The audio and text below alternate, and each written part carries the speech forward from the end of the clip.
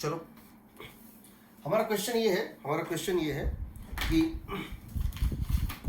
ये एक current carrying plate है, समझ रहे हो, इसमें करंट ऐसे फ्लो कर रहा है और इसको हम ऐसे घुमा देंगे तो ये पाइप बन जाएगा। ऐसे घुमा देंगे क्या बन जाएगा? पाइप बन जाएगा। क्या बन जाएगा? पाइप। ठीक, तो ऐसे घुमा देंगे बन जाएगा पाइप। तो एक पाइप में अगर फील्ड जा रहा है, पाइप में अगर करंट जा रहा है सरफेस पे, तो लेकिन अगर हम इसका एक छोटा सा एक हाफ सिलेंडर ले लें, एक पाइप में करंट जा रहा था बट उस पाइप का हमने हाफ ले लिया है, हम इसके एक्सिस पे फील्ड निकालना चाहते हैं, कैसे निकालेंगे? तो क्वेश्चन है field at a point on the axis of a cylinder, a thin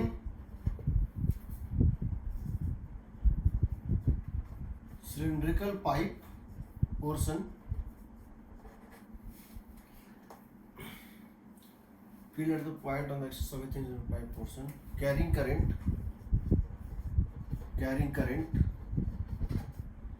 parallel to axis। तो समझो ये इस टाइप से है कि ये मान लो एक पाइप है, एक ट्यूब है, ये इनफाइनेटली लॉन्ग ट्यूब है, इन्फिनिटी से आ रहा है, इन्फिनिटी जा रहा है, इन्फिनिटी से आ रहा है, इन्फिनिटी जा रहा है। इस ट्यूब में ये करंट का फ्लो है, तुम्हारी तरफ देखो ये करंट का फ्लो है, यानी इस पूरे पे ऐसे करके करंट आ रहा है। करंट कैसे आ रहा है? तुम्हारी तरफ आ रहा है, ठीक है, करंट जो है तुम्हारी तरफ इसके सरफेस पे फ्लो कर रहा है। ऐसे फ्लो कर सकता है, समझो ऐसे फ्लो करेगा तो सोलेनॉइड बन जाएगा, और करंट अगर ऐसे फ्लो करता इस तरह से तो बन जाता सोलेनॉइड। ये पाइप है और पाइप का ये जो है एक्सिस है, एक्सिस के पैरेलल करंट फ्लो कर रहा है तुम्हारी तरफ। हम इसका एक सेक्टर कट कर लिए हैं, क्या किए हैं? इसका एक छोटा सा टुकड़ा कट कर लिए हैं जो सेंटर पे एंगल थीटा सबटेंड कर रहा है। हमको इस पॉइंट पे फील्ड निकालना है, ठीक। हम इसको पहले जनरलाइज कर रहे हैं, बाद में इसको स्ट्रेच करेंगे। हमारा ये हम फ्रंट व्यू में देखें तो कुछ इस टाइप से, हमारा फ्रंट व्यू में देखें तो कुछ इस टाइप से कैसा है? ये जो है क्या है? पेरिफेरी ऑफ द पाइप है। ये पाइप का जो है सामने का पोर्शन इन्फिनिटी से पीछे से आ रहा है और इन्फिनिटी तरफ जा रहा है, और इसमें एक करंट मान लो इस तरह से, कैसे डॉट दिखा रहे हैं, करंट इसमें डॉट के फॉर्म में है। करंट इसमें क्या है? डॉट के फॉर्म में। किस फॉर्म में है? डॉट के फॉर्म में, समझे। और ये इसका एक्सिस पे कोई पॉइंट है, और ये इसका जो है एक्सिस पे जो है कोई पॉइंट है, और हमको यहाँ पर जो है फील्ड निकालना है। इतने पोर्शन के कारण फील्ड निकालना है हमको। इस पोर्शन के कारण यहाँ करंट ऐसे आ रहा है। सिलिंड्रिकल पाइप का सेक्शन है, सिलिंड्रिकल पाइप का सेक्शन है जो एंगल बनाता है थीटा इधर, थीटा इधर, थीटा इधर, थीटा इधर।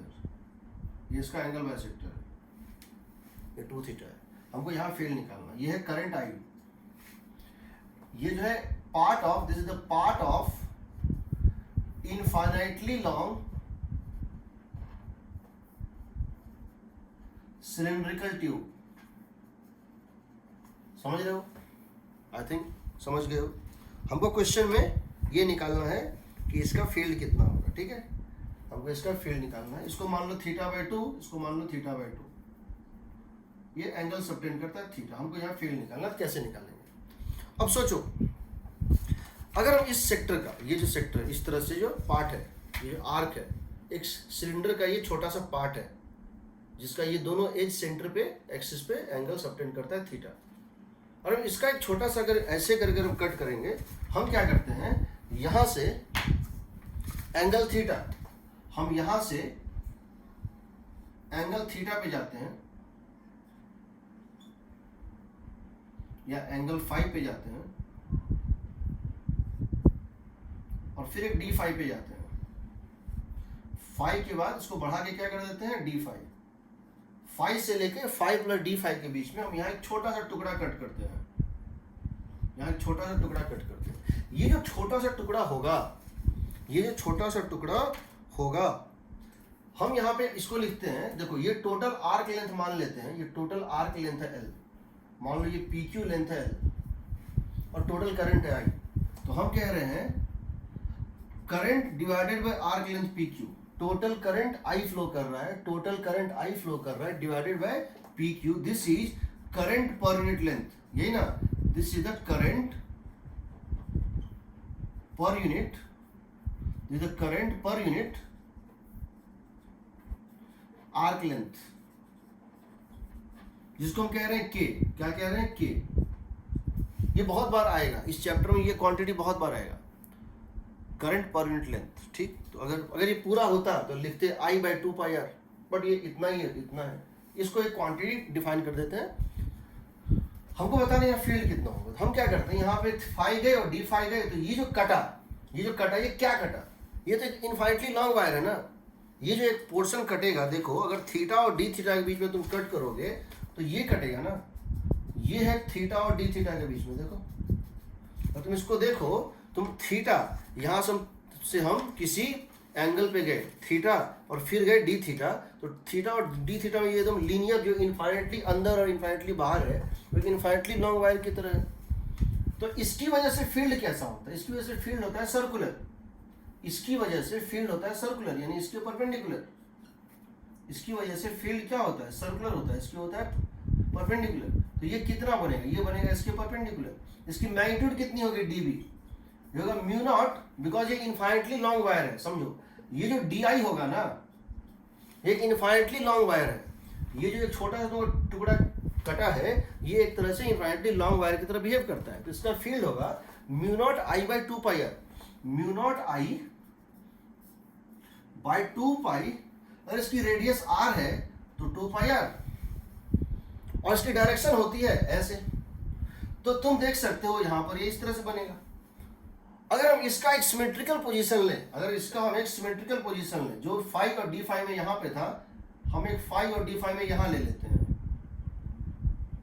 हम इसके दूसरे साइड भी क्या करते हैं, फाई और डी फाई में ले लेते हैं, तो इसकी वजह से ये फील्ड बनेगा, ये भी एंटी क्लॉकवाइज बनेगा, सर्कुलर, यानी यहाँ पे आके ये क्या हो जाएगा, परपेंडिकुलर, इस तरह से यहाँ पर ये क्या हो जाएगा, आके क्या हो जाएगा, ऐसे करके आएगा, ऐसे करके आएगा घूमता हुआ, और यहाँ टेंजेंशियल हो जाएगा इसके परपेंडिकुलर। तो हम क्या देख रहे हैं, हम ये देख रहे हैं कि ये एक फील्ड और ये एक फील्ड, इसका वर्टिकल और इसका वर्टिकल कैंसिल हो जाएगा, इसका ऊपर और इसका नीचे का कंपोनेंट कैंसिल हो जाएगा। तो हम कह सकते हैं कि इसका परपेंडिकुलर कंपोनेंट कैंसिल्स आउट, या कह सकते हैं वाई कंपोनेंट, इसका वाई कंपोनेंट नीचे की तरफ और इसका इस डीबी का वाई कंपोनेंट ऊपर की तरफ कैंसिल आउट हो जाएगा। So upward and downward component, or you can say dby cancels out, dby cancels out due to symmetry, but dbx is added, but dbx is added. What is dbx? क्योंकि देखो इसका भी dbx, यहाँ से अगर एक सर्किल बनाओगे तो उसका टेंजेंट, और यहाँ से जो उसका टेंजेंट, एक टेंजेंट इधर और एक टेंजेंट है इधर, तो ऊपर नीचे कैंसिल, राइट में जुड़ेगा। dbx कितना बच जाएगा बताओ, ये एंगल अगर फाई था, ये 90 डिग्री है, this plus this 90, this plus this 90, and this पर ये हो जाएगा फाई। देखो ये एंगल और ये एंगल, ये वर्टिकल और ये है इस तरह से horizontal, this plus this 90 and this plus this 90, ये रेडियस और ये टेंजेंट है, ये हो जाएगा फाई, ये हो जाएगा db cos फाई, कितना हो जाएगा, db cos फाई, यानी तुम्हारा जो एक्सप्रेशन है वो आएगा mu naught by 2 pi R, mu naught by, what is D I, D I क्या, कैसे निकालेंगे, डी आई हो जाएगा, देखो करंट पर यूनिट लेंथ कितना है, के, current per unit arc length कितना है, के, और ये जो आर्क लेंथ है वो कितना है, R D theta, R D phi, ये हो जाएगा current per unit length, current per unit length into this length is R D phi, so that will become current per unit length into R into D phi divided into cos phi ना, ये हो गया this into cos phi, so you would get bx is equal to mu naught constant, k constant, ये r cut गया, mu naught constant k constant by 2 pi cos phi D phi, इसको integrate कर दो, minus theta by 2 plus theta by 2, minus theta by 2 plus theta by 2, agreed, minus theta by 2, तो ये हो जाएगा तुम्हारा म्यू नॉट के by 2 pi 2 sine theta by 2 five by 2 sine theta by 2, सही है। कॉस फाइव का साइन फाइव, ये हो जाएगा 2 साइन, ये हो जाएगा देखो ये और ये कट जाएगा, that would become mu not के by pi sine theta by 2। अगर ये आर कितना सबटेंड कर रहा है थीटा, तो यहां पे क्या डालना है थीटा बाई 2। Agreed, agreed. कोई डाउट यहां पे?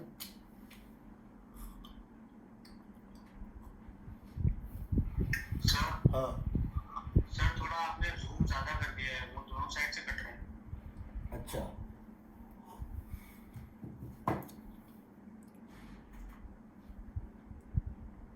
ठीक है। सर अब ठीक है। यस सर ठीक है। कोई डाउट यहाँ? No sir. अब बताओ, अगर ये कंप्लीट ट्यूब होता तो यहाँ फील्ड कितना होता?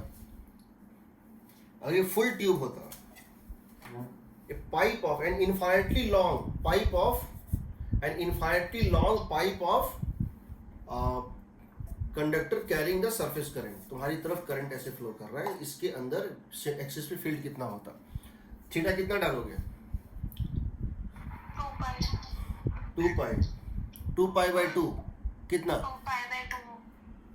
साइन पाई, साइन 180, साइन 180 कितना होता है? 0 होता है।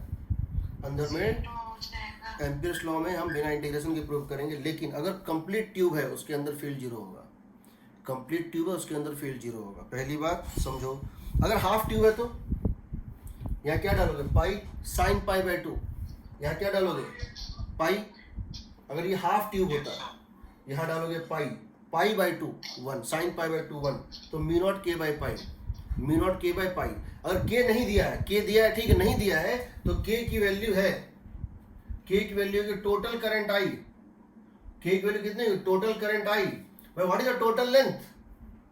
आर थीटा होगा,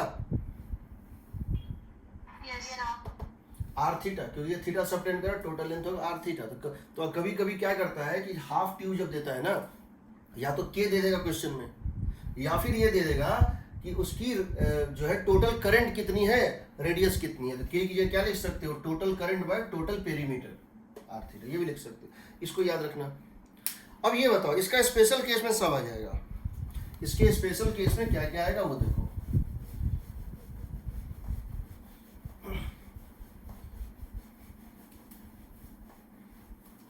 तो हमको ये एक्सप्रेशन याद रखना है, क्या रखना है? म्यू नॉट के बाई पाई साइन, और इसकी डायरेक्शन क्या होगी वो भी तुम समझ लो। देखो तुम्हारा ये b is equal to mu not के by pi sine theta by 2। First thing, अगर ये कंप्लीट लॉन्ग ट्यूब है, फुल ट्यूब है, अगर ये कंप्लीट ट्यूब है, कंप्लीट ट्यूब है, तो उसका b ऑन द एक्सिस होगा 0। क्यों होगा?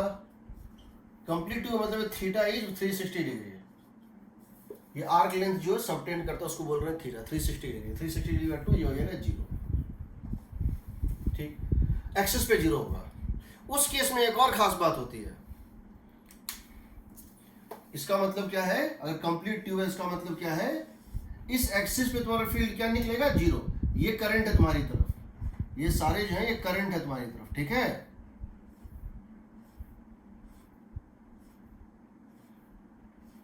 यहां पे फील्ड कितना आएगा? 0। इनफैक्ट यहां भी फील्ड आएगा 0, इसके अंदर हर पॉइंट पे फील्ड की क्या होगा? 0। यहां भी फील्ड 0 आएगा। क्यों आएगा 0? सो होता है, प्रूव कर दे। आज तुम्हारा इंट्रोडक्शन होने वाला है एक ऐसे चीज से जो तो गॉस लॉ में हुआ था। तो गॉस लॉ में हम बताए थे सॉलिड एंगल की वजह से स्फीयर के अंदर फील्ड 0 होता है। हम गॉस लॉ में हमको याद है बताए थे, एक स्फीयर होता है, उसके अंदर किसी पॉइंट पे जब एक कोन बनाओगे ऐसे करके, तो जो सॉलिड एंगल वहां होता है वही सॉलिड एंगल यहाँ होता है, इसलिए कैंसिल हो जाता है।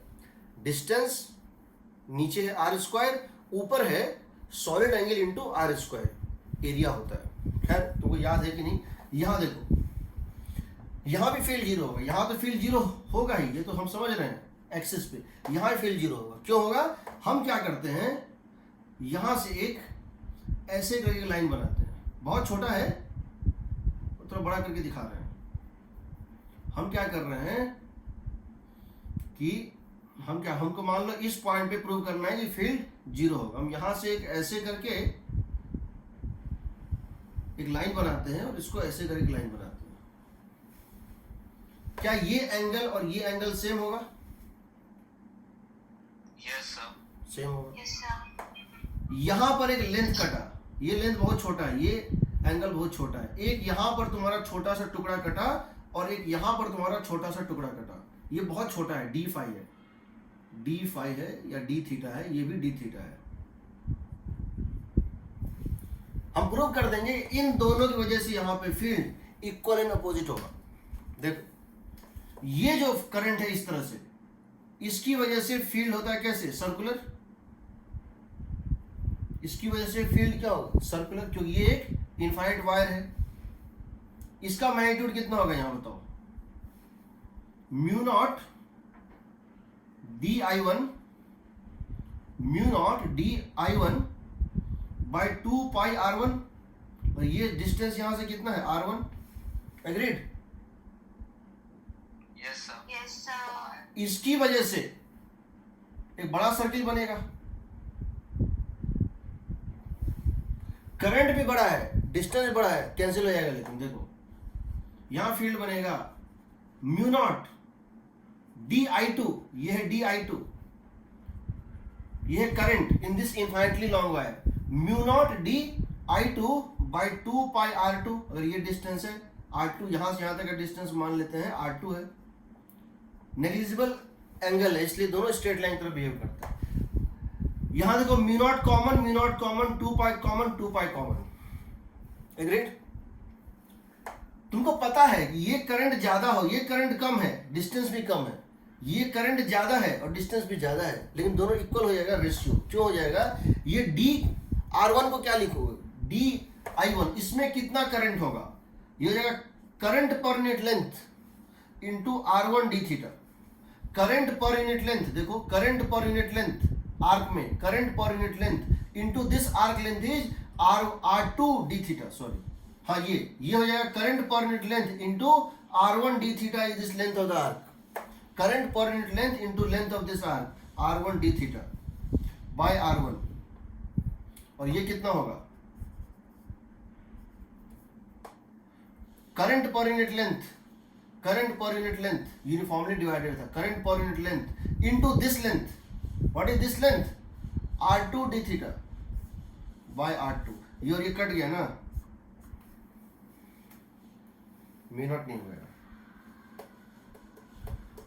अगर इक्वल प्लेन एंगल सबटेंड कर रहा है, समझ लो, अगर इक्वल, अगर ये आर्क लेंथ और ये आर्क लेंथ किसी पॉइंट पे इक्वल प्लेन एंगल सबटेंड कर रहा है डी थीटा, तो वहां पे दोनों का फील्ड भी इक्वल होगा। कैंसिल करेगा ना? Yes sir. उसी तरह से सबका फील्ड यहाँ पे ऐसे ले लो, इसका फील्ड कैंसिल कर देगा, यहाँ ऐसे ले लो, इसका फिर सबका फील्ड यहाँ कैंसिल करिए, यहाँ फील्ड जीरो आता है। एक हॉलो ट्यूब के अंदर फील्ड हर जगह जीरो आता है। जब हम एम्पियर्स लॉ पढ़ेंगे तो बहुत कुछ लॉजिक लगेगा, बहुत कुछ लॉजिक लगेगा। ऐसा चीज बताएंगे जो इंडिया में कोई नहीं पढ़ाता है, इंडिया में कोई नहीं पढ़ाता है। ठीक है, चल इसको याद रखिएगा, चाहे वो हाफ हो चाहे फुल हो उसके लिए। अब कभी कभी ऐसा होता है, हमसे क्वेश्चन इस तरह से पूछ देता है कि कभी कभी हम क्या करते हैं कि चार्ज को घुमा देते हैं। क्या करते हैं? चार्ज को चला देते हैं। कैसे चलाते हैं? देखो हम चार्ज कैसे चलाते हैं। ये मेरे पास एक डिस्क है,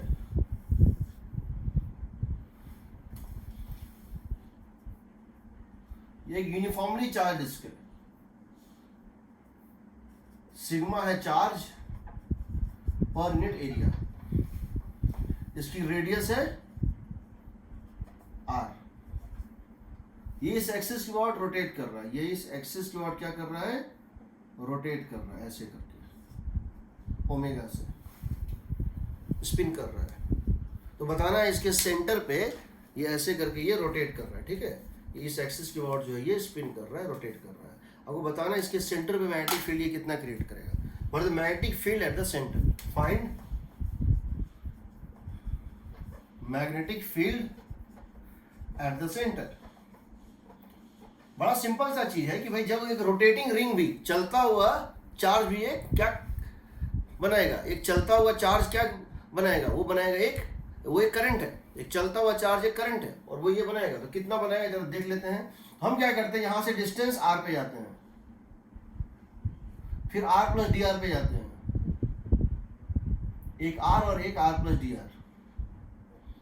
यहां एक चार्ज मिलेगा कुछ dq, यहां एक चार्ज मिलेगा कुछ dq जो कि घूम रहा है, तो इसके कारण एक करंट होगा di, और इसके कारण एक फील्ड होगा। यहाँ तुम जानते हो रिंग के कारण फील्ड क्या होता है, dv हो जाएगा mu naught di by 2r। Ring के कारण फील्ड जो होता है सेंटर पे, रिंग के कारण जो मैग्नेटिक फील्ड होता है सेंटर में, वो होता है mu naught di by mu naught i by 2r। यहाँ पाई नहीं होता है, रिंग वाले केस में पाई नहीं होता है। अब इसको लिख लेते हैं i को। i जो है, i would be equal to current flowing per unit time, charge flowing per unit. तो मान लो इसके ऊपर चार्ज dq है, ये चार्ज में कितने देर में पूरा पास कर जाएगा, divided by time period 2 pi by omega. Time period तो फिक्स है ना सबका, 2 पाई बाय ओमेगा। dq अब लिखना है, dq को लिख सकते हो, dq को लिख सकते हो 2 पाई r dr, 2 area into sigma, ये होगा ना 2 पाई r dr। बिकॉज ये जो एरिया इसको खोल दोगे तो क्या बन जाएगा, एक ऐसा बन जाएगा जिसकी लेंथ कितनी है 2 पाई r, और उसकी थिकनेस कितनी है dr। उसके ऊपर चार्ज कितना हो जाएगा, सिग्मा इंटू 2 पाई r dr। 2 पाई r dr हो गया area of this strip into charge per unit area. देखो पाई से पाई कट गया, 2 से 2 कट गया, आ जाएगा म्यू नॉट ओमेगा बाय 2, एक r भी कट ही जाएगा, सिग्मा इंटू dr, यही ना। यहां से तुमको एक नया चीज मिला। पहला चीज क्या मिला, समझो कि dr थिकनेस तुम चाहे यहां लो चाहे यहां लो, चाहे dr थिकनेस का रिंग तुम पास में लो या दूर पे लो, हर एक dr का कंट्रीब्यूशन मैग्नेटिक फील्ड में सेम आ रहा है। क्यों आ रहा है, देखो ये तो कांस्टेंट है, यहां तो r है ही नहीं, सिर्फ यहां dr है। इसका मतलब जितना ये रिंग, जितना यहां पे dr थिकनेस का रिंग फील्ड क्रिएट करेगा, यहां का dr थिकनेस भी उतना ही फील्ड क्रिएट करेगा। ऐसा होना लेकिन नहीं चाहिए था, क्योंकि लॉजिक क्या कहता है, दो चीजें हैं, एक है करंट एक है डिस्टेंस, एक है करंट एक है डिस्टेंस, या एक है चार्ज एक है डिस्टेंस, है ना, एक है dq एक है r। जैसे जैसे हम दूर जा रहे हैं dq बढ़ेगा, क्यों बढ़ेगा, सेम थिकनेस लेंगे तो dq बढ़ेगा, क्यों बढ़ेगा बताओ। जैसे जैसे हम दूर जाएंगे और हम सेम थिकनेस लेंगे तो उसमें चार्ज ज्यादा मिलेगा, क्योंकि पेरीमीटर ज्यादा है, ये पेरीमीटर ज्यादा है, थिकनेस भले सेम है, एरिया ज्यादा है, तो चार्ज मिलेगा ज्यादा। तो जब बाहर की तरफ जाएंगे dq मिलेगा ज्यादा, बट डिस्टेंस भी ज्यादा है, तो दोनों डिवाइड होकर कट जा रहा है, दोनों डिवाइड होकर कट जा रहा है। तो तुमको करना क्या है, इसको टोटल फील्ड निकालना है, क्या करोगे, इसको इंटीग्रेट कर दो। कहां से कहां जाओगे, 0 से लेके r तक, तो कितना आ जाएगा बताओ, mu naught omega by 2 sigma into r, ये ना, ठीक है ना। Yes, sir. Mu naught omega by 2 into sigma into r, this is the magnetic field at the centre. ये मैग्नेटिक फील्ड सेंटर पे बनेगा। कंट्रीब्यूशन सबका इक्वल है, कंट्रीब्यूशन सबका इक्वल है, ठीक। सर dq क्या पड़ेगा डिस्टेंस से, क्योंकि अगर ये मान लो ये था 2 पाई r, यहाँ हमने एक डिस्टेंस r पे एक रिंग लिया थिकनेस dr का, तो उसका पेरीमीटर था 2 पाई r, थिकनेस था dr। मैंने उसके डिस्टेंस को डबल कर दिया, रिंग के रेडियस को डबल कर दिया, तो अब जो मेरा रिंग बनेगा उसका पेरीमीटर क्या होगा बताओ, 2 pi into 2r, yes sir. लेकिन थिकनेस अभी मैंने dr ही लिया है,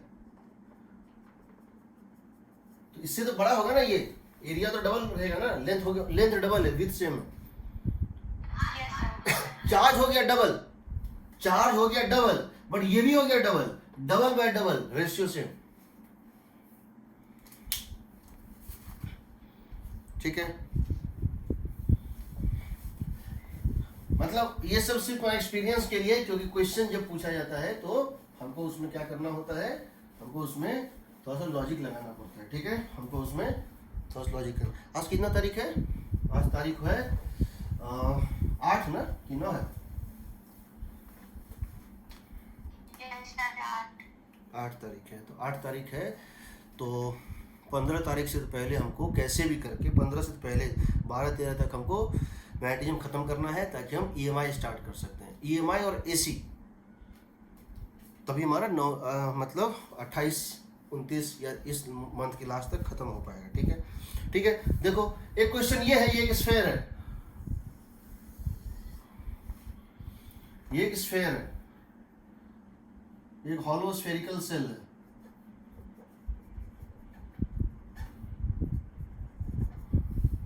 इसके ऊपर एक चार्ज डिस्ट्रीब्यूटेड है यूनिफॉर्मली, हॉलो स्फेरिकल सेल के ऊपर एक चार्ज जो है यूनिफॉर्मली डिस्ट्रीब्यूटेड है। ठीक है, सिग्मा दिया हुआ है चार्ज पर यूनिट एरिया, जो कि यूनिफॉर्म है। ये इसका एक्सिस है, रेडियस है r, ये स्पिन कर रहा है। क्या कर रहा है? स्पिन कर रहा है, ये स्पिन कर रहा है, घूम रहा है, रोटेट कर रहा है।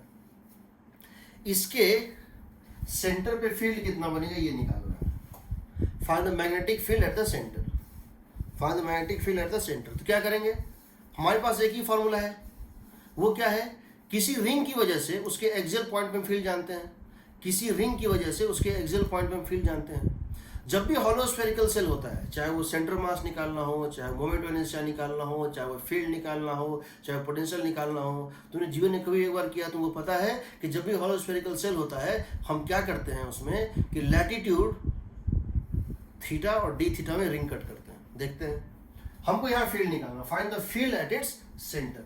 हम क्या बोलते हैं, काम करते हैं, हम यहाँ से एंगल थीटा पे आते हैं, इसको बोलते हैं को लैटिट्यूड। क्या बोलते हैं? को लैटिट्यूड। जब ग्रेविटेशन पढ़ाएंगे तो बताएंगे लैटिट्यूड, लॉन्गिट्यूड, एल्टीट्यूड क्या होता है ग्लोब में। ठीक, ये एक्सिस के साथ एंगल थीटा, इसको क्या बोलते हैं? को लैटिट्यूड। और इक्वेटर के साथ एंगल को क्या बोलते हैं? लैटिट्यूड। यहाँ इसको लो, ऐसे घुमा दो, इसको यहाँ कीप करके, इसको ऐसे करके ऐसे इसको घुमा दो। तो जब इसको ऐसे घुमाओगे तो तुमको यहाँ एक रिंग मिलेगा, तुमको यहाँ पे एक रिंग मिलेगा, क्योंकि ये इक्विडिस्टेंट है। ऐसे रखो इसको, इस लाइन के अबाउट, और इस लाइन को ऐसे करके घुमा दो, तुमको इसके ऊपर एक सर्किल मिलेगा। कैसा मिलेगा?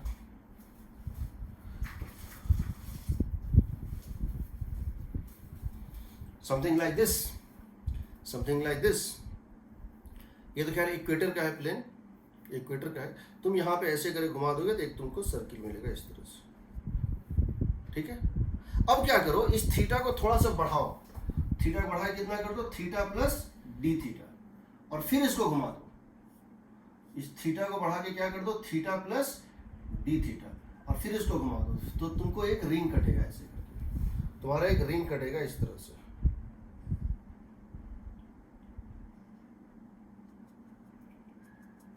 उसके सरफेस पे तुम्हारा एक रिंग कटेगा इस तरह से। ये जो रिंग है ये सर्कुलर करंट है। ये जो रिंग स्पिन कर रहा है, इसका मतलब यहां पर एक करंट स्पिन कर रहा है, DI। ये करंट कैरिंग लूप है, और ये जो पॉइंट O है वो उसका एक्सियल पॉइंट है। ये जो तुमको रिंग दिख रहा है ना, ये करंट कैरिंग लूप है, और ये जो है पॉइंट सेंटर O, इसका एक्सियल पॉइंट है, जिसका तुम फॉर्मूला जानते हो। अगर इसमें मान लो करंट DI है, और ये डिस्टेंस मान लो इसके सेंटर से, मान लो इसमें करंट है DI या I मान लो इसके एक्सिस से इसके सेंटर का डिस्टेंस x है, तो फॉर्मूला क्या होता है यहाँ B का? बताओ। यहाँ फॉर्मूला होता है dV इज इक्वल टू, यहाँ पे फॉर्मूला होता है dv equal to mu naught I A square, पहले फॉर्मूला लिख लेते हैं, 2 into x square plus A square to the power 3/2, ये होता था। आई का मतलब है डी आई, रेडियस स्क्वायर, इस रिंग का रेडियस कितना होगा बताओ, अगर ये रेडियस r है, इस रिंग का रेडियस कितना होगा, इस रिंग का रेडियस हो जाएगा r साइन थीटा, हो जाएगा, इस रिंग का रेडियस है r sine theta. X square plus ए स्क्वायर, देखो एक्स स्क्वायर प्लस ए स्क्वायर किसके बराबर है, रेडियस के स्क्वायर, एक्स स्क्वायर प्लस ए स्क्वायर आर स्क्वायर के बराबर है, ये पूरा हो जाएगा r square whole to the power 3/2। हम डी आई डाल देंगे अभी, तो डीवी हो जाएगा देखो म्यू नॉट आर स्क्वायर और आर क्यूब, तो 2r, ये हो गया आर स्क्वायर, ये हो गया R cube, 2r sine square theta, sine square D I. अब डी आई निकालना है, देखते हैं डी आई कितना होगा। तो डी आई होगा, समझो डी आई होगा D Q by D Q, इसके ऊपर जितना चार्ज है डी क्यू, इसके ऊपर जितना चार्ज है d q divided by time period means 2π/ओमेगा। इस पे अगर चार्ज है डी क्यू तो d q times of time period, d Q by 2π/ओमेगा। और तुम जानते हो डी क्यू का वैल्यू क्या होगा बताओ, अगर तुम इसको खोल दो, और तुम इसको खोल दो तो ये तो क्या मिलेगा, और हम इस स्ट्रिप को खोल दें, इसका पेरीमीटर होगा 2π इंटू आर साइन थीटा, इसका पेरीमीटर होगा 2π into r sine, this is r sine theta, 2π into r sine theta, और इसका विड्थ होगा, ये जिसका लेंथ है that is going to be equal to r D theta. इसकी चौड़ाई कितनी है जी, आर डी थीटा। इसका मतलब है this should become sigma times of area, charge per net area into area of this ring, that is sigma into 2π into r sine theta into r D theta into omega by 2π। देखो 2π cut जाएगा, तो that means here your dv would become equal to mu not by 2r sine square theta, और di का मतलब है, di का मतलब sigma into are square into sigma into R into are square into sine theta D theta omega, तो ये हो जाएगा sine cube theta D theta omega. इसको इंटीग्रेट करना है क्योंकि सबका फील्ड उसी डायरेक्शन में होगा। देखो सबका फील्ड, सब करंट ऐसे है, चाहे नीचे लो और चाहे ऊपर लो, सबका फील्ड, सबका करंट एक ही सेंस में है, सबका फील्ड एक ही डायरेक्शन होगा, या अगर इस तरह है तो इस डायरेक्शन में होगा। इसको इंटीग्रेट करना है। इसको जब इंटीग्रेट करना चाहते हैं तो समझो यहाँ म्यू नॉट बाहर, ये आर मिल हो जाएगा आर, ये हो जाएगा 2, ये हो जाएगा सिग्मा, ये हो जाएगा ओमेगा, ये integral of sine cube theta D theta. कहां से कहां तक, 0 से लेकर के कहां तक जाओगे, 180 डिग्री तक, यही ना। अब साइन क्यूब थीटा को क्या लिख सकते हो, अब साइन क्यूब थीटा को लिख सकते हो, क्या होता है साइन 3 थीटा का फॉर्मूला क्या होता है, sine 3 theta is equal to 3 sine theta minus 4 sine cube theta. यहाँ से साइन क्यूब थीटा को लिख सकते हैं sigma into R into mu naught omega by 2, sigma into R into mu naught into omega by 2। ये जो है ये हो जाएगा 3 साइन थीटा। खैर जो भी है इसको हम इंटीग्रेट कर सकते हैं, हमको इंटीग्रेट नहीं करना है, ठीक है, हम इसको इंटीग्रेट कर सकते हैं। तो हम इसको 0 से 180 इंटीग्रेट कर देंगे और ये फील्ड निकल जाएगा। स्ट्रेंज बात इस केस में ये होता है, ये फील्ड हर जगह सेम आता है। ये फील्ड सेंटर में तुम निकाले हो, बट इसका फील्ड यहाँ भी, यहाँ भी, यहाँ भी, इसके अंदर में हर पॉइंट पे एक्सिस पे फील्ड सेम आता है। बट इसका प्रूफ तुम्हारे सिलेबस के बाहर है, इसका प्रूफ तुम्हारे सिलेबस के बाहर है, ठीक। दैट इज बेस्ड ऑन एक डिफरेंट मैथमेटिकल फॉर्मुलेशन। बस एक फैक्ट बात बता रहे हैं, प्रूफ तो हम नहीं कर पाएंगे कि फील्ड यहाँ पे निकालो, यहाँ निकालो, सेंटर पे निकालो, कहीं निकालो, सब जगह फील्ड सेम आता है। ठीक,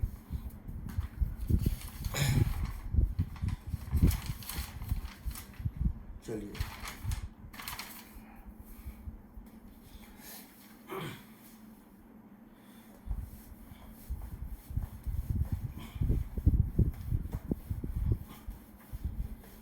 अभी तक हमने देखा था कि बायट-सवर्ट लॉ में कि अगर कोई करंट कैरिंग वायर है तो उसके कारण फील्ड क्या होता है, उसके कारण मैग्नेटिक फील्ड क्या होता है।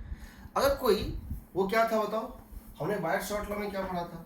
हमने बायट-सवर्ट लॉ में ये पढ़ा था कि अगर यहाँ पर कोई करंट है इस तरह से, और यहाँ इसका, यहाँ मान लो कोई करंट यहाँ पे इस तरह से जा रहा है आई, और तुमने यहाँ इसका छोटा सा टुकड़ा कट कर लिया, बहुत छोटा सा, इसकी वजह से इस पॉइंट पर तुम फील्ड निकालना चाहते हो, तो ये फील्ड जो है ये है आइडियल, ये क्या है आइडियल, और ये पोजीशन वेक्टर है यार। तो यहाँ फील्ड होता तो होता था dv equal to mu not by 4 pi ideal cross r by r cube, ये होता था ना, ठीक है। यस ठीक, अगर ये करंट ना हो बल्कि यहाँ एक चार्ज चल रहा हो, यहाँ पे करंट की जगह क्या हो, एक charge q velocity vector v से चल रहा हो, और यहाँ charge q velocity vector v से चल रहा हो, और तब तुमको यहीं पे सेम पॉइंट पे तो साइड करके दिखाएं, बट इसके ऊपर ये ओवरलैप कर रहा है, इसी पॉइंट पे इसी डायरेक्शन में एक चार्ज q वेलोसिटी v से चल रहा है, तो इस पॉइंट में तुमसे फील्ड पूछा जाएगा तो तुमको आइडियल की जगह डाल देना है qv। आइडियल का मतलब है dq बाई dt, आइडियल का मतलब है dq by dt times of dl। I क्या है, dq by dt times of dl, और dl बाई dt क्या है, वेलोसिटी, सो q इंटू v डाल, यानी कि तुमसे अगर यहाँ इस, अगर ये करंट नहीं है बल्कि एक चार्ज चल रहा है, एक moving charge creates magnetic field, क्या बताए थे, moving charge, a charge at rest creates only electrostatic field, a charge having velocity creates electrostatic field as well as magnetic field, and a charge in acceleration creates electric field due to its charge. It creates magnetic field due to its instantaneous velocity, and it creates electromagnetic wave due to its instantaneous acceleration. तो यहाँ ये field create करेगा dv, उसका formula हो जाएगा, सब वही रहेगा, mu naught by 4 pi ideal की जगह qv, आइडियल की जगह qv, ये हो गया field due to moving charge. ये क्या होता है, field due to, field at a point, magnetic field at a point due to moving charge, due to moving charge. ठीक, याद रहेगा, आइडियल की जगह qv, आइडियल की जगह qv डाल दोगे। अब समझो इसको,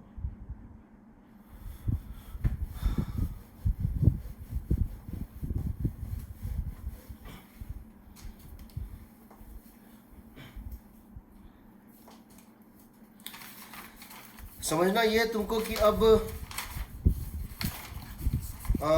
हम अगर इसकी बात करें, इसकी, और तुमसे ये कहें कि ये कैसे होता है, चलो पहला क्वेश्चन, एक इनफाइनाइटली लॉन्ग वायर है, क्या है, एक इनफाइनाइटली लॉन्ग वायर है,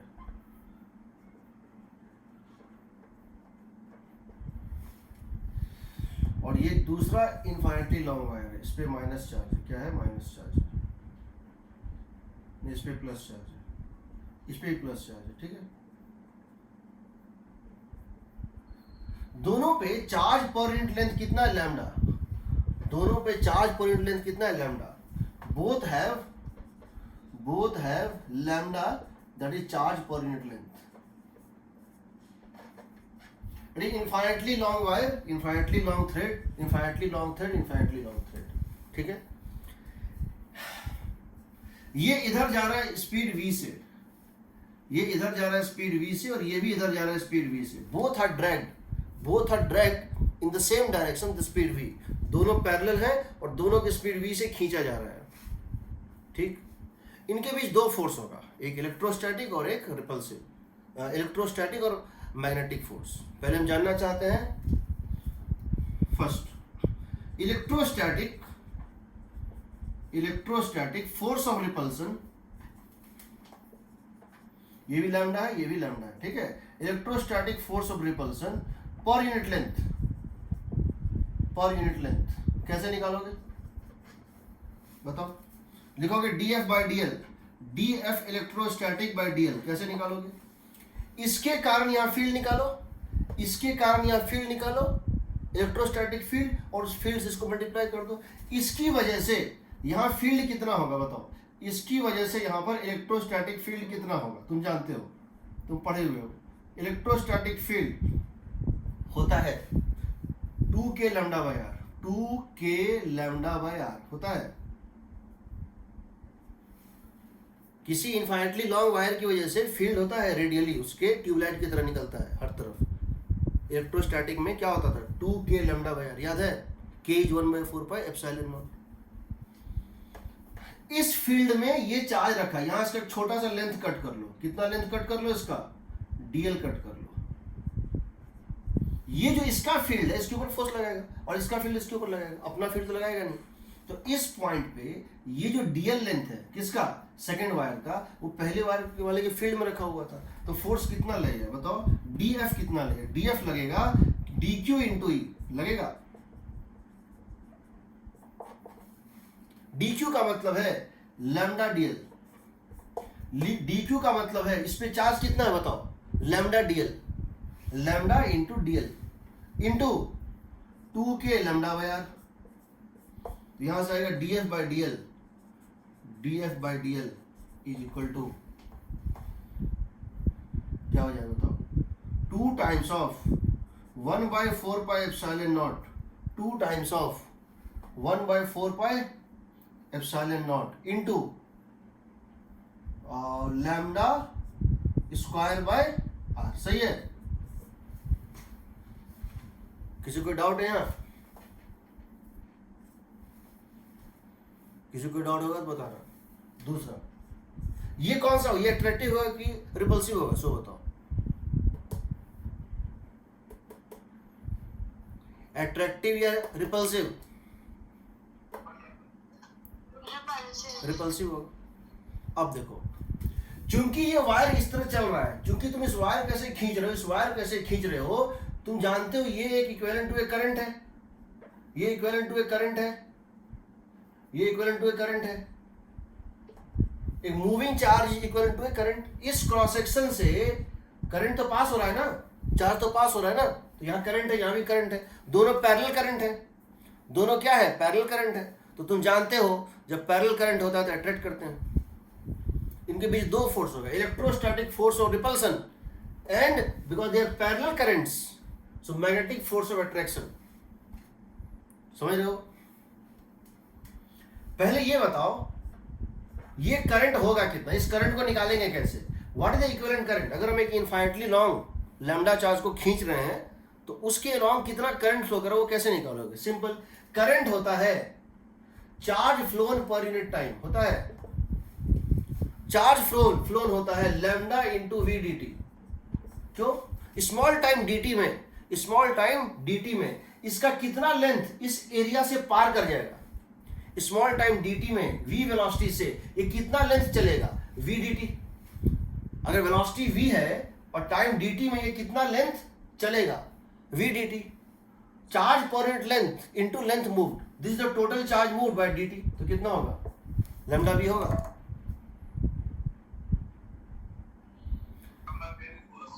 लैम्डा v होगा।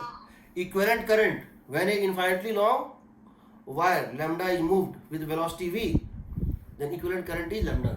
तो लैम्डा v ये भी करंट है और लैम्डा v ये भी करंट है। और तुम जानते हो जब दो करंट पैरेलल होते हैं उनके बीच का फोर्स होता है। सो हम कह सकते हैं ये एक करंट है I, ये भी एक करंट है I, दोनों की वैल्यू है लैम्डा वी, दोनों की वैल्यू है लैम्डा वी। हमने कोई रॉकेट साइंस नहीं लगाया है, हमने लिखा है चार्ज फ्लोन पर यूनिट टाइम। चार्ज मूव करेगा, charge per unit length, charge per unit length into distance moved, and distance moved is v d t divided by d t. तो ये हो गया। तो तुम जानते हो जब ये दोनों करंट पैरेलल करंट हैं, because they are parallel current, तो तुम जानते हो एफ मैग्नेटिक, इसकी फॉर्मूला हम निकाल चुके हैं। पैरेलल करंट है, देयरफॉर दे अट्रैक्ट। दो parallel current attract by magnetic force, by magnetic force हम निकाल चुके हैं, जिसमें हमने एम्पियर को डिफाइन किया था। dF by dl is equal to dF by dl mu not by 4 pi, sorry mu naught I1 I2 by 2 pi d, यही था ना। तो ये क्या यहां कितना है बताओ, mu naught I into I, I1 कितना है बताओ, लैम्डा वी, I2 कितना है, लैम्डा वी, 2 पाई, सेपरेशन कितना है R, है ना। इस फोर्स से ये दोनों क्या करेंगे, अट्रैक्ट करेंगे, इस फोर्स से क्या करेंगे, रिपेल करेंगे। किसी कोई डाउट?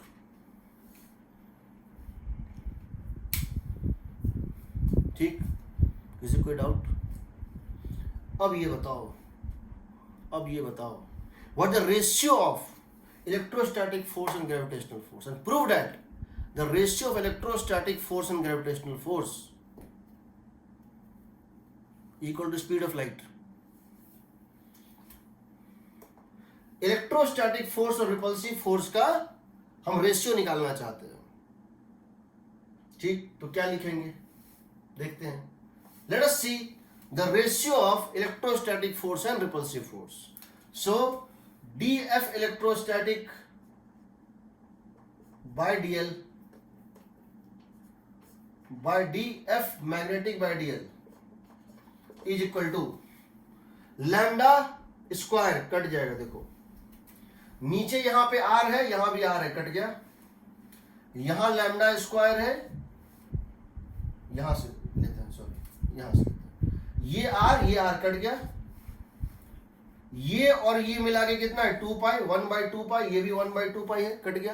देखो 2 by 4 pi means 1 by 2 pi, 1 by 2 pi cut गया। ये लैम्डा स्क्वायर और ये लैम्डा स्क्वायर कट गया। तो दिस बाय दिस कितना हो जाएगा बताओ, 1 by epsilon naught, 1 by epsilon not, और इसको जो डिवाइड करो ये हो जाएगा म्यू नॉट नीचे, ये हो जाएगा म्यू नॉट नीचे, और ये v इंटू वी, यहाँ v था यहाँ भी v था, v इंटू वी कितना हो गया v square, so mu naught के साथ आएगा v स्क्वायर। अब समझो क्या होता है, 1 by under root mu naught epsilon naught, 1 by under root mu naught epsilon naught, 1 by under root of permittivity into permeability of the medium is called speed of light in vacuum. ये अगर vacuum है 3 into 10⁸ metre पर second के लगभग होता है। यानी ये जो टोटल क्वांटिटी तुमको दिख रहा है 1 by this is c square, so that would become equal to c square by v square. कितना हो जाएगा, c square by v square. यानी इलेक्ट्रोस्टैटिक और मैग्नेटिक फील्ड इक्वल तभी होगा जब इस रॉड की स्पीड ऑफ लाइट की इक्वल हो जाएगी, अदरवाइज जो पॉसिबल नहीं है। अदरवाइज हमेशा F इलेक्ट्रोस्टैटिक ज्यादा होता है, तो दोनों में क्या होगा, नेट रिपल्सन होगा।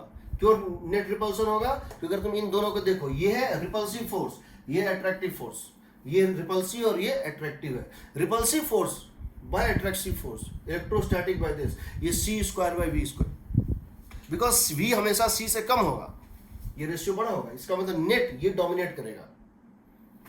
ठीक है, क्योंकि ये डोमिनेट करेगा तो ये क्या होगा, रिपल्सन ज्यादा होगा, दे वुड रिपेल। ठीक, ये वही आएगा, बहुत बार आएगा। कोई डाउट?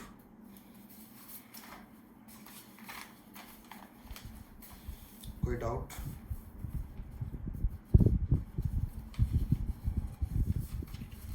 ठीक, अब देखो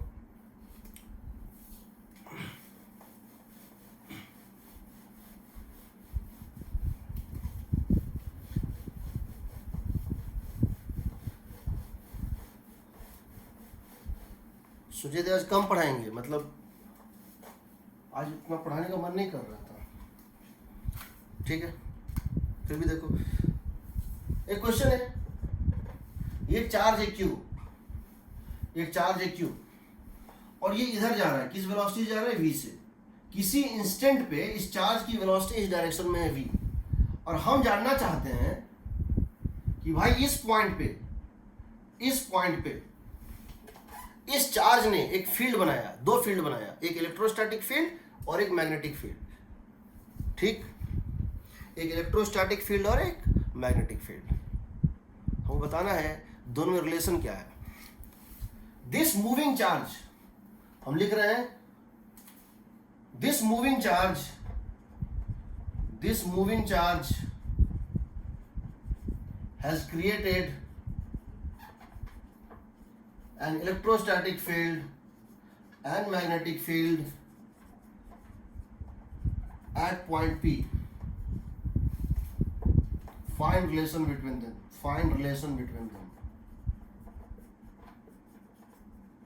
लिख लेते हैं। देखो, electrostatic field is K means 1/4 pi epsilon naught K Q by R cube into vector R। सही है क्या? ये सही है? सही है ना? वेक्टर फॉर्म में है। डायरेक्शन क्या होगा? Radial. Yes sir. Magnetic field क्या लिखे थे? μ0/4 पाई आइडियल की बदले QV, ideal cross R by R cube, यही ना? Yes sir. एक काम करो, किसी को एलिमिनेट करो। किसको करोगे? इस R को खत्म करो, यहां से R वेक्टर निकाल के यहां डाल दो, तो B जो है आ जाएगा μ0/4 पाई, ठीक है, μ0/4 pi by R cube QV cross. को रिप्लेस कर देते हैं ना? हाँ ठीक है, जो भी करना है वो कर सकते हो, बस इन दोनों इक्वेशन में मैनिपुलेट करना है। तुम अपने तरीके से कर लेना, मैं बस कर दे रहा हूँ कि इसको मैं R वेक्टर को यहाँ से उठा के R वेक्टर को लिख रहा हूँ मैं 4 पाई epsilon not E R cube 4 pi epsilon not E vector R cube by Q. देखो ये 4 पाई और 4 पाई तो कट गया, ये Q और ये Q तो कट गया, ये R क्यूब तो कट गया, तो आ जाएगा इज इक्वल टू, अब ये वेक्टर है μ0 एप्सिलॉन नॉट का मतलब क्या है? 1/c²। μ0 इंटू एप्सिलॉन नॉट का मतलब क्या है? बिकॉज 1/√μ0 एप्सिलॉन नॉट होता है c। तुम जब आईटी देने जाओगे उसके पहले कुछ ऐसे तुमको यूनिट्स एंड डायमेंशन में चीजें याद करनी पड़ेंगी, कुछ ऐसी चीजें जिसकी अपनी डायमेंशन तो बहुत कॉम्प्लेक्स होती है, दो ऐसे क्वांटिटी जिनकी डायमेंशन बहुत कॉम्प्लेक्स होती है बट आपस में मिलकर बड़ा सिंपल बन जाते हैं। जैसे आरसी, तुमको पता था R इंटू सी, रेजिस्टेंस इंटू कैपेसिटेंस, टाइम होता है ना? उसी तरह से वन ऑफ द एग्जांपल ये भी है, एप्सिलॉन नॉट इंटू μ0 मिलता है, दोनों बहुत कॉम्प्लेक्स है बट मिल के एकदम स्पीड ऑफ लाइट हो जाता है। तो इन दोनों का डायमेंशनल फॉर्मूला अगर पूछेगा या इसके कॉम्बिनेशन से क्वेश्चन आएगा, हम इसको रेडीमेड याद रखते हैं। जब तुमको यूनिट्स डायमेंशन पढ़ाएंगे कभी, या फिर कभी टाइम मिले, कभी फुर्सत मिले, तो मेरा प्लेलिस्ट जो है जिसमें यूनिट्स एंड डायमेंशन, उसका लास्ट लेक्चर, उसमें ये एक पूरा लिस्ट बना हुआ है कितने भी क्वांटिटी फिजिक्स में जो आपस में है तो बहुत कॉम्प्लेक्स बट मिल के छोटे बन जाते हैं। तो यहाँ देखो, तुम क्या कर दोगे? इसको लिख दोगे μ0 इंटू एप्सिलॉन नॉट, इसका उल्टा और square 1/c² into V cross E। कितना हो जाएगा? V cross E। समझ रहे हो?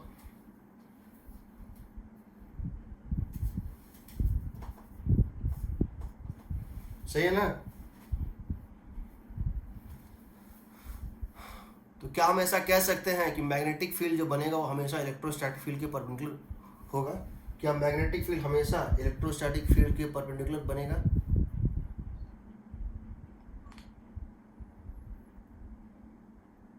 क्या हम कह सकते हैं B डॉट E 0 होगा?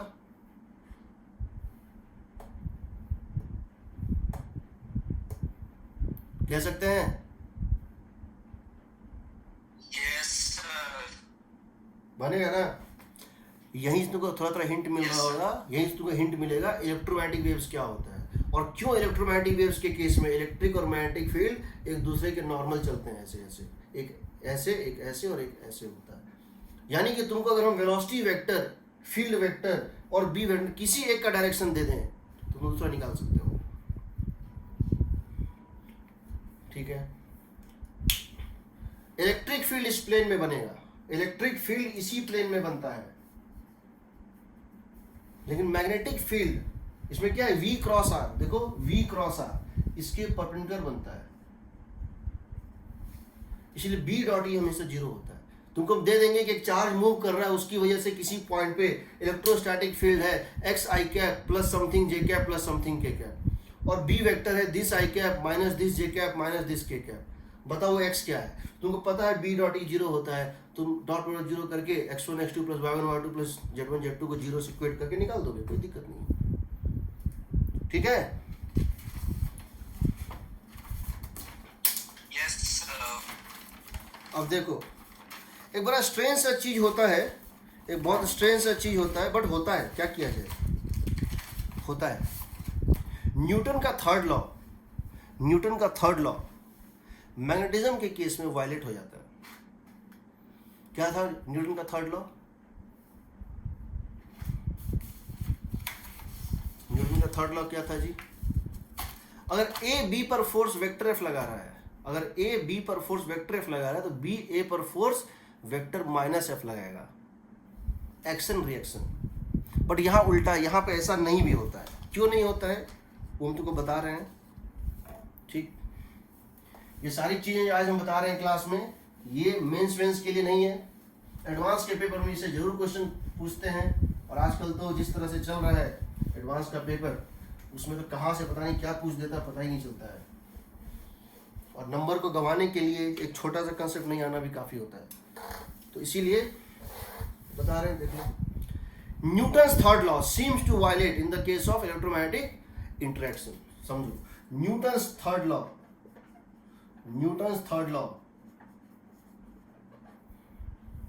seems to violate in the case of electromagnetic interaction।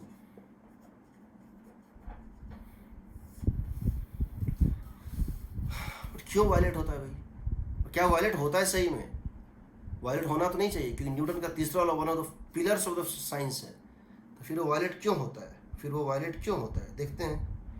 ठीक, देखिए मान लेते हैं एक चार्ज है Q1 जो इधर जा रहा है विद वेलोसिटी V1,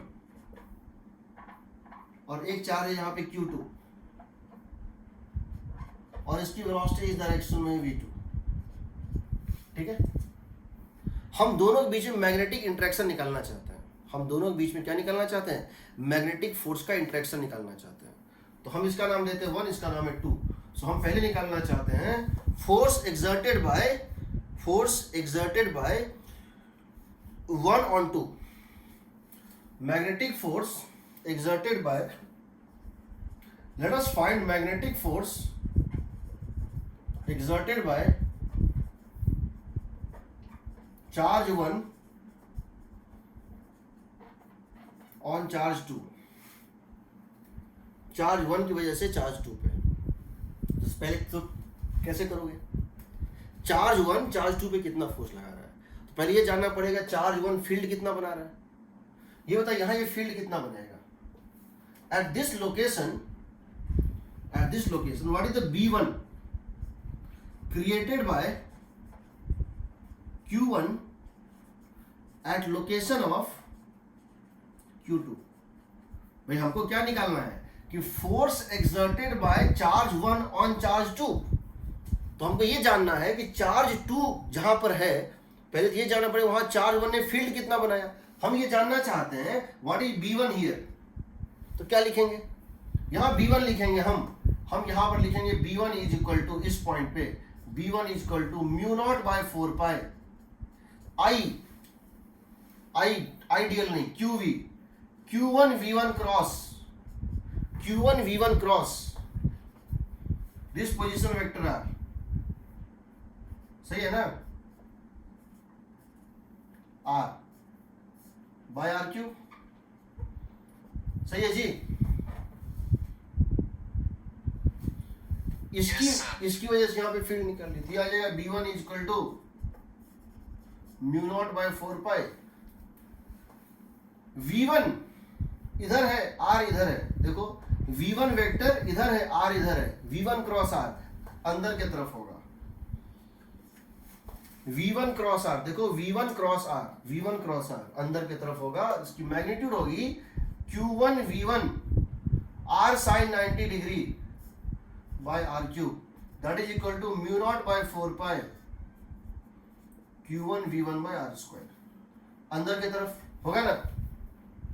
तो इसकी वजह से ये एक तरह से करंट है, इसकी वजह से इसके लेफ्ट में फील्ड क्या होता है, बाहर, राइट में क्या होगा, अंदर, यहां फील्ड बनाया इसने। अब इस फील्ड में कौन रखा है, Q2 रखा है।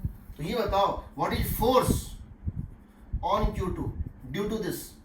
ये होता है जब भी किसी चार्ज को तुम कहां रखते हो, किसी मैग्नेटिक फील्ड में रखते हो, तो फोर्स क्या होता है, QV cross B, QV cross B, पहला फॉर्मूला जो हमने पढ़ा था, QV क्रॉस B, जहां से मैग्नेटिक फील्ड को डिफाइन नहीं किया था, ये है Q2 V2 cross B1, Q2 V2 किसमें रखा है, B1 में रखा है। तो इसकी वैल्यू कितना है बताओ, ये mu naught by 4 pi, sir ये हो जाएगा इन मैग्नीट्यूड, देखो V2 इधर B इधर, ऊपर लगेगा, ये लगेगा ऊपर, क्यों लगेगा, V2 इधर और B inside, V2 cross B, V2 और B, V2 क्रॉस B ऊपर लगेगा, ऊपर की तरफ फोर्स लगेगा, कितना लगेगा बताओ, that will become Q2 V2 B1 का मतलब है mu not by 4 pi Q1 V1 बाय R स्क्वायर, होगा ना, ठीक है। ये फोर्स है, कौन लगा रहा था, ये फोर्स 1 का क्रिएट किया हुआ मैग्नेटिक फील्ड 2 पे लगा रहा था, बट 2 का क्रिएट किया हुआ मैग्नेटिक फील्ड 1 पे 0 फोर्स लगाएगा, क्यों लगाएगा, ये जो है इसकी वजह से। दूसरा ये तुम्हारा निकल गया, दूसरे का हमको झंझट नहीं है, हमको जगह नहीं चाहिए, क्यों नहीं चाहिए, due to two second magnetic field, magnetic force exerted by charge 2 on charge 1। ये बताओ इस 2 की वजह से यहां पर फील्ड कितना होगा, इस 2 की वजह से यहां पर फील्ड कितना होगा, मैग्नेटिक फील्ड, इस 2 की वजह से, इसकी वजह से यहां पर मैग्नेटिक फील्ड कितना होगा, 0। क्योंकि जब तुम करोगे Q2 क्या करोगे, ये वाला V2 क्रॉस R, जब तुम करोगे V2 cross R, Q2 into V2 cross R, V2 इधर और R वेक्टर है इस केस में इस डायरेक्शन में R डैश, जब इन दोनों का डॉट क्रॉस प्रोडक्ट लोगे तो 0 आएगा। इसकी वजह से यहाँ पे, क्योंकि जब कोई करंट फ्लो कर रहा होता है तो उसकी एक्सिस पे कहीं भी आगे या पीछे फील्ड 0 आता है। तो जब तुम इस V2 का क्रॉस प्रोडक्ट लोगे इस R2 डैश के साथ, R2 के साथ, तो क्या आएगा, 0 आएगा। तो field due to Q2 at Q1 location, at location of Q1 is equal to 0, therefore force is 0।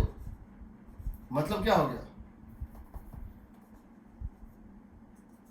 यानी 1 2 पे फोर्स लगा रहा है ऊपर नॉन जीरो, 1 2 पे फोर्स लगा रहा है ऊपर और 2 भी ए पे लगा रहा है 0, तो एक्शन रिएक्शन कहाँ होगा, magnetic force do not follow action reaction pair, magnetic force action reaction को फॉलो नहीं कर रहा है।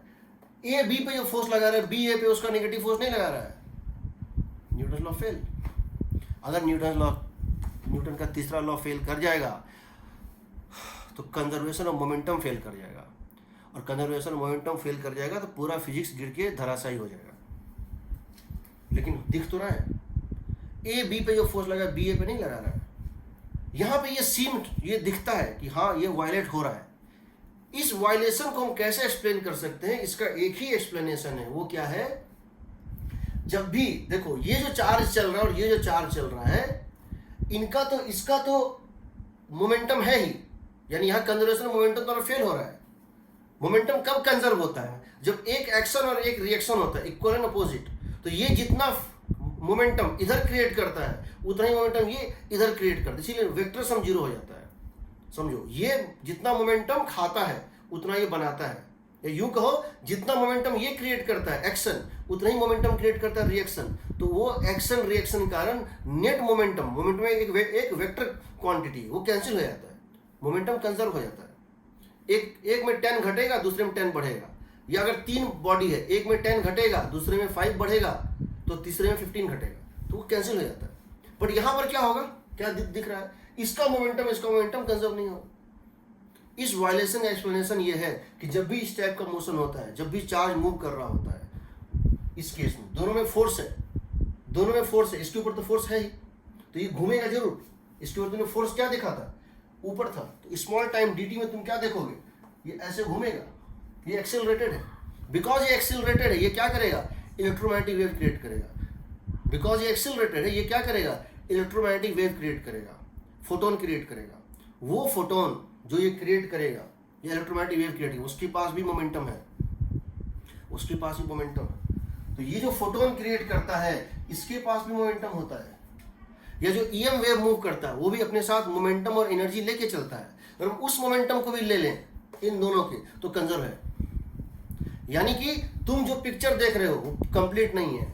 इस पूरे सिस्टम में सिर्फ ये चार्ज और ये चार्ज नहीं है, इस पूरे सिस्टम में सिर्फ ये चार्ज और ये चार्ज नहीं है, कुछ फोटोन भी हैं जिनको तुमने देखा नहीं है। जब उसको देख लोगे, उस फोटोन को भी इस सिस्टम में ले लोगे जो इसके कारण क्रिएट हो रहा है, तो तुमको मोमेंटम कंजर्व दिखेगा,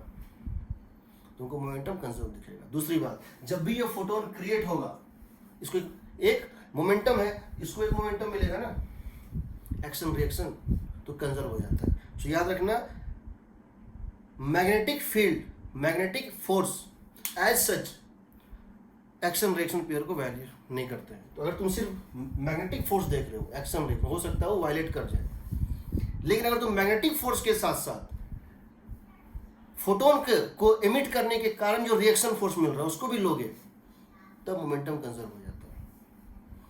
यानी इन दोनों चार्ज के बीच का मोमेंटम कंजर्व नहीं है, लेकिन पूरे यूनिवर्स में तो ये जहां भी फोटोन क्रिएट कर रहा है उस फोटोन को भी ले लोगे, तब ये कंजर्व होता है। खैर ये सब पूछता नहीं है, फिर भी बता दिए। ठीक है, चलिए आज के लिए इतना ही, हम इससे ज़्यादा नहीं बताएंगे। हम सब कुछ बता दिए हैं, अब तक जितना बताना था हम सब कुछ बता दिए हैं। अब हमको क्या करना है, एम्पियर्स लॉ लेना है, लेकिन हम कल नहीं लेंगे, परसों लेंगे। कल डाउट, जिसको डाउट नहीं है वो क्लास स्किप कर सकता है, कल डाउट बताएंगे। परसों एम्पियर्स लॉ स्टार्ट करेंगे, आई थिंक 4 क्लास लेंगे, एम्पियर्स लॉ खत्म कर देंगे। ठीक, ओके चलो। सर, हाँ बताओ। सर वेलोसिटी की डायरेक्शन अगर चेंज कर देते हैं तो हो जाएगा ना?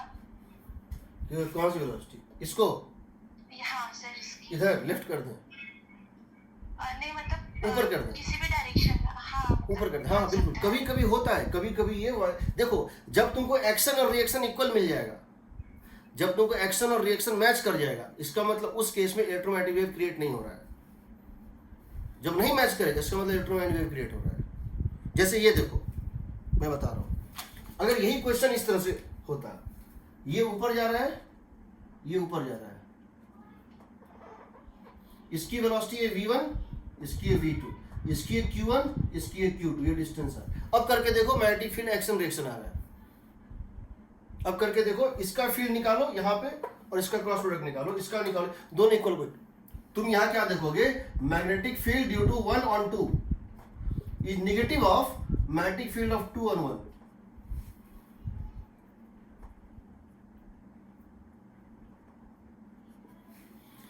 जब ये एक्शन रिएक्शन मैच हो गया, इसका मतलब है in this case, in this situation, no EM wave is created, no EM wave is created.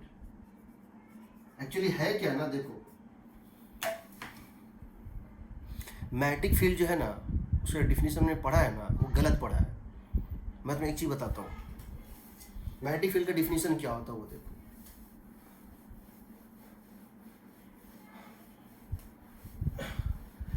Magnetic field एक ऐसा चीज है जिसको डिफाइन नहीं किया गया है, उसको वो मिसिंग टर्म है। मिसिंग टर्म समझते हो? मिसिंग टर्म समझो, जिसको भरने से वो चीज सेटिस्फाई कर जाए, वो मैग्नेटिक फील्ड है। According to Griffiths and Purcell and Morin, उसका ये कहना है कि फोर्स जो होता है एक्चुअली में ना इलेक्ट्रोस्टैटिक होता है ना मैग्नेटिक होता है। फोर्स जो होता है वो ना तो इलेक्ट्रोस्टैटिक होता है ना मैग्नेटिक होता है, उसको बोलते हैं इलेक्ट्रोमैग्नेटिक फोर्स। क्या बोलते हैं? Electromagnetic force. इसका है Q into e plus v cross b, ये उसका फॉर्मूला होता है। ये तुमको पता है, और वैसे भी ये फिक्स्ड होता है, ये स्पीड पे डिपेंड नहीं, ये नॉन रिलेटिविस्टिक होता है। जब मैंने प्रॉपर्टी ऑफ चार्ज बताया था, इलेक्ट्रोस्टैटिक, मैंने बताया था उसका एक प्रॉपर्टी, ये नॉन रिलेटिविस्टिक होता है, ये फिक्स्ड होता है। तुम इसको मेजर कर सकते हो, किसी चार्ज के ऊपर जो नेट फोर्स एक्ट कर रहा है तुम मेजर कर सकते हो। कैसे मेजर कर सकते हो? उसकी एक्सीलरेशन निकाल के तुम ये मेजर कर सकते हो। तुमको इलेक्ट्रोस्टैटिक फील्ड पता होता है, ये तुमको नोन होता है, तुमको ये भी नोन होता है, क्योंकि सोचो तुम जिस स्पीड से चल रहे हो, ये क्या है? ये क्या है बताओ? ये क्या है? Velocity of particle, velocity of charge. किसके रेस्पेक्ट में? किसके रेस्पेक्ट में? ये बताओ। ये मान लो चार्ज है, ये चल रहा है कि रेस्ट पे है? ये चल रहा है कि रेस्ट पे है? रेस्ट पे है, अभी रेस्ट पे है। यानी कि समझो, दो लोग अलग अलग स्पीड से चल रहे हैं। दो लोग, एक रेस्ट पे है, एक वेलोसिटी v से इधर चल रहा है, एक वेलोसिटी v से इधर चल रहा है, एक वेलोसिटी v से इधर चल रहा है। हर पर्सन के रेस्पेक्ट में ये क्या है? अलग अलग है ना? Yes, sir. मैं अपने फ्रेम में वेलोसिटी जानता हूं, मेरे रेस्पेक्ट में चार्ज की वेलोसिटी क्या है। मैं यह भी जानता हूं मेरे फ्रेम में, मैंने एक्सपेरिमेंटली इसको मेजर कर लिया, मैंने अपने फ्रेम में, ये फील्ड मुझे पता है, फील्ड तो वैसे ही फिक्स्ड होता है। तो मेरे फ्रेम में जो वैल्यू यहां डालने से ये इक्वेशन की इक्वलिटी सेटिस्फाई हो जाएगी, वही बी मेरे फ्रेम में है। मेरे फ्रेम में ये बी वो वैल्यू है, मैग्नीट्यूड और डायरेक्शन दोनों में, जिसको डालने से ये इक्वलिटी सेटिस्फाई हो जाए। यानी हो सकता है एक पर्सन को बी जीरो दिखे। क्यों दिखे? क्योंकि जितनी फोर्स उसको दिख रही है वो एग्जैक्टली क्यूई के इक्वल है। एक पर्सन है जिसको क्यूई के, मतलब समझो, अगर इसको वेक्टोरियली दिखाएं, ये है एफ इलेक्ट्रोमैग्नेटिक, ये है एफ इलेक्ट्रोमैग्नेटिक, ये है क्यूई। ये सबके लिए सेम आएगा, सेम फॉर ऑल,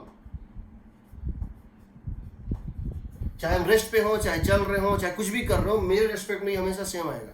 ये फ्रेम डिपेंडेंट है, तो ये भी तो फ्रेम डिपेंडेंट है। मुझे समझ लो, मैं उस चार्ज पे बैठ जाऊं, मैं उस चार्ज पे ही बैठ जाऊं, जो चार्ज चल रहा है मैं उस पे बैठ जाऊं, मेरे रेस्पेक्ट में चार्ज क्या है? रेस्ट पे है ना, तो ये सिर्फ इलेक्ट्रोस्टैटिक फील्ड दिखेगा। मैं अपनी वेलोसिटी बदल दूंगा, ये बदल जाएगा।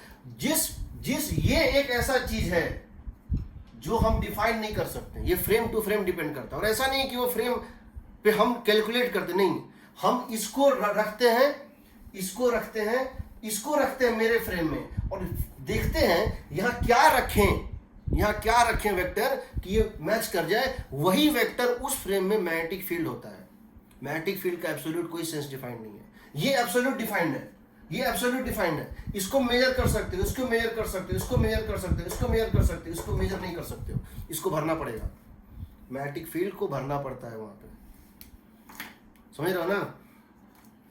Yes sir. Magnetic Yes, sir. Field is the missing term. 10 चीजों का सम है 100, 10 चीजों का सम है, हमको पता है, उसमें 9 चीज पता है, 10वां कैसे निकलेगा?